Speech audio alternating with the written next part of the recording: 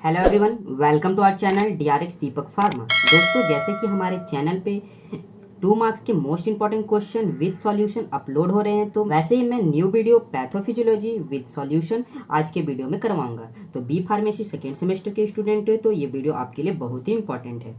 तो दोस्तों, आपका भी एग्जाम 2022 में होने वाला है, तो यह वीडियो आप जरूर देखें। दोस्तों, इस वीडियो में बताए गए 90% क्वेश्चन आपको एग्जाम में दिखेंगे। Pathophysiology subject paper code BP 204T। तो चलिए दोस्तों, हम डिस्कस करते हैं क्वेश्चन कौन कौन से हैं जो बहुत ही इंपॉर्टेंट है हमारे एग्जाम के लिए। तो क्वेश्चन जो है दोस्तों, मैंने उसे लिया है प्रीवियस ईयर क्वेश्चन पेपर से। और दोस्तों, क्वेश्चन जो है सिलेक्टेड किया सभी यूनिट से लिया गया है। और इम्पॉर्टेंट यूनिट की बात करूँ तो दोस्तों, इसमें इम्पॉर्टेंट यूनिट हमारा यूनिट 2, यूनिट 4 एंड यूनिट 5 ये मोस्ट इंपॉर्टेंट यूनिट है। अगर आप इसे अच्छे से करते हो तो अपने एग्जाम में एक अच्छे मार्क्स गेन कर सकते हो। वीडियो लास्ट तक जरूर देखना दोस्तों। मैं लास्ट में टिप्स बताऊंगा कि आपको पेपर कैसे अटेम्प्ट करने हैं अपने एग्जाम में। अगर दोस्तों आप इतना पढ़ लेते हो तो आपके लिए काफ़ी है। मैं इस वीडियो में विद सॉल्यूशन बताने वाला हूं, तो आप वीडियो में बने रहना।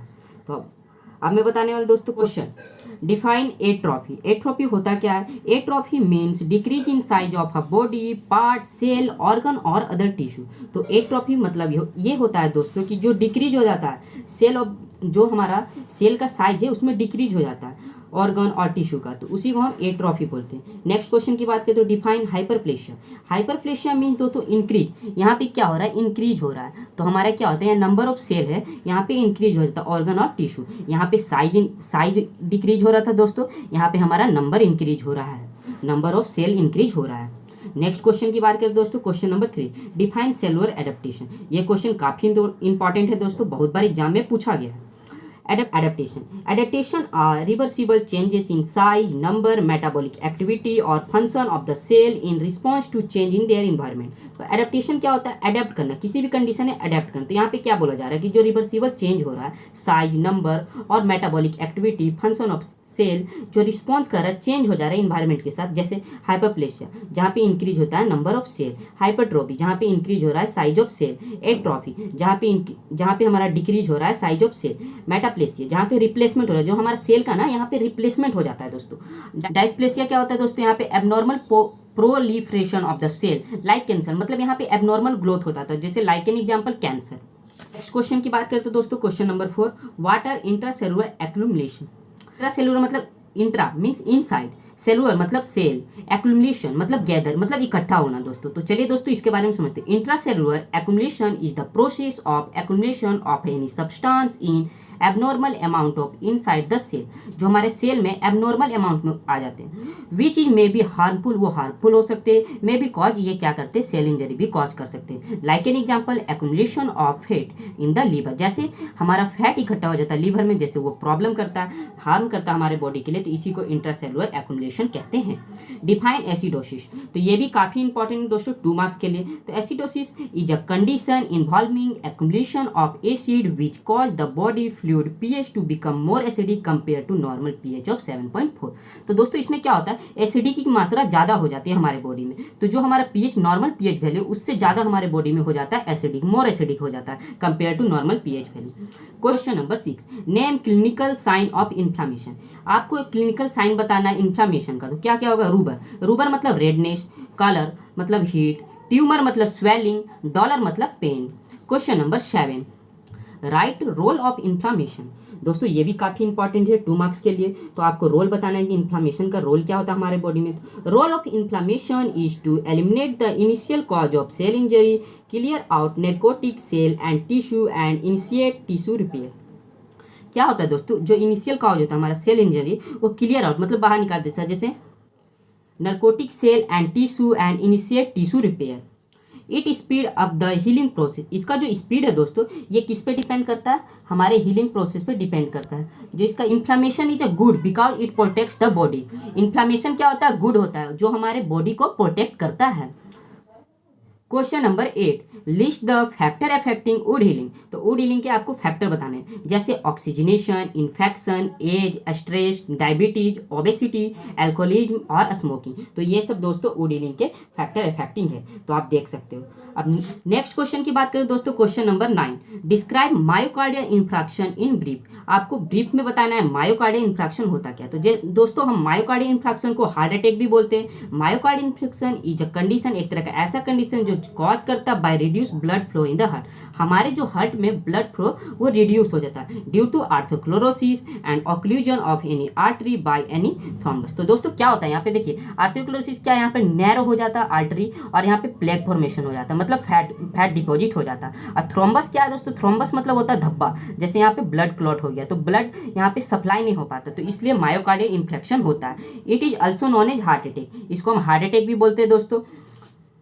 एक तरह का ये इरिवर्सिबल डैमेज है of myocardial tissue cause by prolong ischaemia and hypoxia. Ischaemia मतलब क्या होता है, रिड्यूस ब्लड फ्लो, हमारे ब्लड फ्लो को ये रिड्यूस कर देता है। हाइपोक्सिया मतलब ये किसके कारण हो सकता है, लैक ऑफ ऑक्सीजन के भी कारण हो सकता है। नेक्स्ट क्वेश्चन की बात करें दोस्तों, question number 10, what is angina pectoris. Angina pectoris क्या है, एंजेना पेक्टोरिस मीन्स एक तरह का ऐसा डिसऑर्डर है जहाँ पे हम सर्व करते हैं chest pain occur due to the imbalance between the myocardial oxygen supply and demand. जो हमारे इम्बैलेंस हो जाता है, जो ऑक्सीजन सप्लाई है हमारे बॉडी में इम्बैलेंस हो जाता है, उसके कारण एंजेना पेक्टोरिस होता है। नेक्स्ट क्वेश्चन की बात करते हैं दोस्तों, क्वेश्चन नंबर 11, डिफाइन आर्थ्रोक्लोरोसिस। तो दोस्तों मैंने जैसे पहले भी बता दिया कि आर्थ्रोक्लोरोसिस क्या होता है, जैसे कि हमारा जो आर्टरी है वो नैरो हो जाता है। जब नैरो हो जाता है तो इसमें क्या होता है कि प्लेक डिपोजिशन हो जाता है, जैसे फैट कोलेस्ट्रॉल वो जम जाता है, तो इसके कारण हमारा ब्लड जो सप्लाई है वो प्रॉपरली नहीं हो पाता, तो इसी को हम आर्थ्रोक्लोरोसिस बोलते हैं। तो आप देख सकते हो आर्थ्रोक्लोरोसिस एक तरह का डिजीज होता है in which the inside of artery narrow due to build-up of plaque which is made up of fat, cholesterol and other substance found in blood. Next question number 12, define asthma. दोस्तों आप तो asthma के बारे में जानते होंगे, एक तरह का ये ऐसा नॉर्मल डिजीज बन गया आज के दिनों में कि हर घर में आपको अस्थमा डिजीज प्रॉब्लम दिखेगी। तो अस्थमा एक तरह का ऐसा कंडीशन है in which a person airways become inflamed, narrow, swell and produce extra mucus which makes it difficult to breath. Difficult होता है ब्रेथिंग में, मतलब आप जब सांस लोगे तो उस टाइम डिफिकल्ट होता है ब्रेथ लेने में, तो इसी को बोलते हैं asthma. Question number 13, what is COPD। तो दोस्तों ये क्वेश्चन भी काफ़ी इंपॉर्टेंट है, 5 मार्क्स में भी पूछा जाता है और 2 मार्क्स में भी बहुत बार पूछा गया, तो इस क्वेश्चन को भी आप अच्छे से करें। COPD मीन्स डैट, सबसे पहले इसके हम फुल फॉर्म को समझते हैं, क्रॉनिक ऑब्स्ट्रक्टिव पाथवे डिजीज। इसमें क्या होता है दोस्तों, it is a group of lungs tree, एक तरह का लंग्स डिजीज है, that block air flow and make it difficult to breath. यहाँ पे क्या होता है, एक तरह का लंग्स डिजीज है, वो क्या करता है, ब्लॉक कर देता है एयर फ्लो, जो एयर जो हमारे लंग्स के थ्रू जाता है उसको ब्लॉक करता है और डिफिकल्ट होता है हमें ब्रेथ लेने में। तो और it is usually caused by chronic bronchitis and emphysema. Next question की बात करें दोस्तों, question number 14, give a short note on haemophilia. तो दोस्तों हीमोफीलिया आप वर्ड आप 10, 11, 12 में भी पढ़े होंगे हीमोफीलिया क्या है, तो उसके बारे में। तो हीमोफीलिया दोस्तों जैसे आपको पता ही होगा कि हीमोफीलिया एक तरह का ब्लड डिसऑर्डर, तो चलिए देखते हैं क्या है। Haemophilia is a bleeding disorder in which blood does not clot normally, when blood does not clot normally so excessive bleeding occur after any injury और डैमेज। तो इसमें क्या होता है, जो हमारा ब्लड है वो क्लॉट नहीं हो पाता नॉर्मली, तो इसके कारण क्या होता है कि तो एक्सेसिव ब्लीडिंग हो जाता है हमारे शरीर में और आफ्टर एनी इंजरी और डैमेज होता है। तो ऐसा क्यों होता है, due to the deficiency of reduce activity of clotting factor 9 and clotting factor 8 के कारण होता है। Haemophilia is more common in male than female. Haemophilia जो है मेल में ज़्यादातर पाया जाता है फीमेल से। नेक्स्ट क्वेश्चन की बात करें दोस्तों, define sickle cell anaemia. Sickle cell anaemia क्या होता है, एक तरह का सिकल सेल एनीमिया भी एक तरह का ब्लड डिसऑर्डर होता है। इसका मतलब क्या है, sickle cell anaemia is a inherited blood disorder in which abnormal haemoglobin cause the RBC to destroyed and attend sickle like shape. इसमें क्या होता है, सिकल लाइक शेप में अपना हो जाता है, जो ब्लड का स्ट्रक्चर होता है शेप होता है। नेक्स्ट क्वेश्चन की बात करें, name disorder of sex hormone. आपके सेक्स हार्मोन का डिसऑर्डर बताना है, नाम बताना उसका। तो polycystic ovary syndrome and gynecomastia। Question number 17, define a stroke and it's aetiology. तो ये भी काफ़ी इंपॉर्टेंट है 2 मार्क्स के लिए दोस्तों, तो आप इसे कैसे अटेम्प्ट करोगे तो मैं बता रहा हूँ इसमें क्या लिखना। It is a brain attack, it occurs when the blood flow to an area of a brain is cut off, this is lead to brain cell damage and brain cell death. तो तो इसमें क्या होता है, एक तरह का ये ब्रेन अटैक होता है। इसमें यूजली क्या होता है, जो हमारा ब्लड फ्लो है, एरिया ऑफ ब्रेन, वो कट ऑफ हो जाता है और इसके कारण हमें क्या होता है, ब्रेन सेल डैमेज होता है, ब्रेन सेल डेड भी हो सकता है। इटोलॉजी की बात करें दोस्तों, इस्कीमिया स्ट्रोक होता है और हेमोरेजिक स्ट्रोक भी होता है। Question number 18, define peptic ulcer. तो दोस्तों अल्सर वर्ड से आप फैमिलियर हो गए, क्योंकि ये एक ऐसा वर्ड है जिसका मतलब होता है घाव। तो it is also called as stomach ulcer. जो पेप्टिक अल्सर है हम उसे स्टमक अल्सर भी बोलते हैं। A peptic ulcer is a sore on the lining of your stomach, small intestine और ओसियोफेगस। क्या होता है, जो हमारा फूड पाइप है या स्टमक है, स्मॉल इंस्टाइन है, उसमें अल्सर बन जाता है, तो उसके कारण प्रॉब्लम होता है। अब peptic ulcer in the stomach is called a gastric ulcer. जो पेप्टिक अल्सर है हमारे स्टमक में, उसे हम गैस्ट्रिक अल्सर भी कहते हैं। Question number 19, define cancer. तो कैंसर क्या है दोस्तों, कैंसर एक तरह का ऐसा डिजीज है जहाँ पे uncontrolled division of abnormal cell in a part of body. तो कैंसर क्या होता है, एक तरह का जैसे दोस्तों एबनॉर्मल ग्रोथ हो जाता है हमारा बॉडी में, तो एबनॉर्मल ग्रोथ ऑफ सेल, उसे हम कैंसर कहते हैं। तो दोस्तों कैंसर के पैथोजेनेसिस बहुत ही इंपॉर्टेंट है, तो आप इसे जरूर पढ़ के जाना। ये 10 मार्क्स में या 5 मार्क्स में बहुत बार पूछे जाते हैं। Question number 20, define osteoporosis. तो ऑस्टियोप्रोसिस क्या है, एक तरह का ऑस्टियोप्रोसिस क्या है दोस्तों, एक तरह का ऐसा मेडिकल कंडीशन है in which bones become brittle and fragile from loss of tissue typical as a result of hormonal changes और डिफिशियंसी ऑफ कैल्शियम और विटामिन डी। ये क्यों होता है ऑस्टियोप्रोसिस, आपके शरीर में जब कमी हो जाए कैल्शियम और विटामिन डी की। अगर कोई ऑस्टियोप्रोसिस का डिजीज है, कोई पेशेंट है, तो उसे खड़े होने में भी प्रॉब्लम होती है दोस्तों। Define gout. गाउट की प्रॉब्लम बूढ़ों लोगों में ज़्यादा पाई जाती है। क्यों होता है दोस्तों ऐसा, due to the defective metabolism deposition of uric acid crystal in the tissue and fluid of the body is known as gout. इसमें क्या होता है गाउट में कि हमारा ना जो यूरिक एसिड है ना दोस्तों, ये ना हमारे बॉडी में ज़्यादा डिपोजिशन हो जाता है, इसके कारण गाउट डिजीज होता है। Define alcoholic liver disease. तो अल्कोहलिक लीवर डिजीज भी 2 मार्क्स के लिए काफ़ी इंपॉर्टेंट दोस्तों, आप इसे देख सकते हो, 2 मार्क्स के लिए पढ़ सकते हो।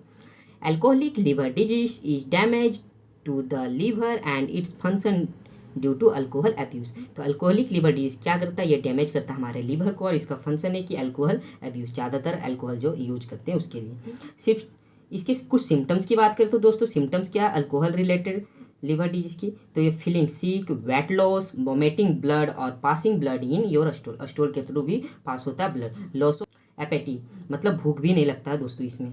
Define meningitis.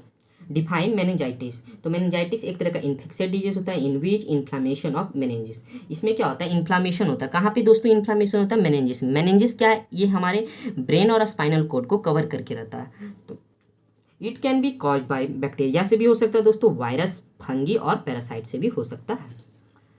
Define STD. तो एसटीडी सेक्सुअल ट्रांसमिट डिजीज होता है। तो एक तरह का ऐसा डिजीज है जहाँ पे infectious transmitted through sexual contact के कारण होता है, cause by bacteria, virus, parasite is known as STD, जिसे हम सेक्सुअल ट्रांसमिटेड डिजीज भी कहते हैं। एग्जाम्पल की बात करें दोस्तों, आप इसमें बता सकते हो एड्स और सिपिल्स। तो आपको इस वीडियो की पीडीएफ चाहिए तो हम टेलीग्राम चैनल पे अपलोड कर देंगे, जिसका लिंक डिस्क्रिप्शन बॉक्स में दिया हुआ, आप वहां से जाकर देख सकते। ये सभी क्वेश्चन काफ़ी इंपॉर्टेंट है 2 मार्क्स के लिए दोस्तों, तो आप इसे कर लेते हो तो एग्जाम में आप एक अच्छे मार्क्स गेन कर सकते हो। तो नेक्स्ट क्वेश्चन की बात करें तो दोस्तों question number 25, define tuberculosis. Tuberculosis is the infectious disease, एक तरह का इन्फेक्शियस डिजीज होता है which mostly affected the lungs but it may be spread to any part of the body, kidney, bones और मेनिंजेस। तो ट्यूबरक्लोसिस क्या होता है दोस्तों, ये तो मेनली अफेक्ट करता है हमारे लंग्स को, लेकिन ये मे भी स्प्रेड हो सकता है हमारे other part of the body जैसे किडनी, बोन्स और मेनिंजेस में। इट इज कॉज बाय, ये कॉज किससे होता है, मायोबैक्टीरियम ट्यूबरक्लोसिस से। और इसमें क्या होता है दोस्तों, जब किसी को टीबी होता है तो आप देखोगे स्प्रेड कफ एंड स्नीज, जब वो कफ एंड स्नीज करते हैं तो इन्फेक्टेड पर्सन, तो उन्हें मास्क लगाना जरूरी होता है। तो देखते हो आजकल इंडिया में टीबी के पेशेंट तो ज़्यादा बढ़ते जा रहे हैं। It is a world second most common death causing disease, एक तरह का ये आज के समय में ये world second most common death causing disease बन गया है दोस्तों। Question number 26, discuss the sign and symptoms of leprosy, also known as Hansen disease, is a chronic infectious disease caused by Mycobacterium leprae. It is mainly affect skin, mucous membrane, eyes. PNS means peripheral nervous system and respiratory tract. तो leprosy को हम Hansen disease भी बोलते हैं। एक ये किससे cause होता है? मायोबैक्टीरियम लिप्रे से। अगर आप इतना भी दोस्तों लिख के आते हो तो 2 मार्क्स के लिए काफ़ी है। इसमें आपको सिम्टम्स बताने, तो सिम्टम्स क्या हो सकता है? पेनलेस वुंड हो सकता है, मसल वीकनेस, आपके मसल में वीकनेस आ सकती है, skin patches with absent sensation, आपकी स्किन में धब्बे आ जाएंगे, आपको सेंसेशन भी नहीं होगा। रेड पेल और pink colour patches on the skin, red pale और पिंक कलर के पैचेस आ जाएंगे स्किन में। अब एट लास्ट दोस्तों, मैंने आपको वादा किया था कि मैं आपको पेपर टिप्स बताऊंगा कि आपको कैसे प्रेजेंटेशन करना है अपने पेपर में। तो आप दोस्तों, आपको सबसे पहले पेपर में black and blue pen use करना है, ब्लू पेन यूज करना है। और दोस्तों दूसरी बात, आपको सभी क्वेश्चन अकॉर्डिंग टू सेक्शन लिखना है। इससे टीचर पे अच्छा इम्पैक्ट पड़ता है दोस्तों। तीसरी बात दोस्तों, आप ये कर सकते हो, आपको पैथोजेनेसिस सभी डिजीज़ की अच्छे से पढ़नी है। मैंने ऐसे भी 5 मार्क्स और 10 मार्क्स के भी, जो 7 मार्क्स में भी आते हैं, और 10 मार्क्स और 5 मार्क्स के भी क्वेश्चन मैंने बता रखे हैं, तो आप वहाँ से जाकर देख सकते हो। तो हमारे प्लेलिस्ट में आपको मिल जाएगा, या मैं डिस्क्रिप्शन बॉक्स में डाल दूंगा, तो आप वहाँ से जाकर देख सकते हो। तो आपको पेपर में पैथोजेनेसिस पढ़ के जाना है। आप क्वेश्चन अटैम्प्ट करो ना दोस्तों, तो फ्लो चार्ट के वे से करो। यदि आप फ्लो चार्ट करते हो तो टीचर देखता है तो प्रेजेंटेशन कितना अच्छा है, तो उसमें आपको वो मार्क्स दे देता है। तो फ्लो चार्ट में आपका स्पेस भी कवर हो जाएगा और वो मार्क्स भी आपको मिल जाएगा। आप ये कर सकते हो। अगर दोस्तों आपको किसी के सिम्टम्स, किसी से कॉजेस, ये सब याद नहीं आ रहा, मतलब इटोलॉजी वगैरह, तो आप उस टाइम क्या कर सकते हो, आपको जिसका भी याद है, जैसे वोमिटिंग कुछ है, तो आप वो भी लिख के अटैम्प्ट जरूर करना है दोस्तों। आपको अटैम्प्ट सभी क्वेश्चन करना है दोस्तों, अटैम्प्ट जरूरी है। तो आप इस तरह अटैम्प्ट करते हो अपने पेपर को, तो एक अच्छे मार्क्स गेन कर सकते हो अपने एग्जामिनेशन में। मैंने ऐसे भी बता रखे हैं सभी क्वेश्चन, अगर आप उतना भी क्वेश्चन पढ़ लेते हो जो हमारे चैनल पे अपलोड है, तो आप एक अच्छे मार्क्स अपने एग्जामिनेशन में गेन कर सकते हो। आई होप यह वीडियो आप सभी के लिए हेल्पफुल होगी। Please like, share and subscribe, also share with friends. Thanks for watching my video.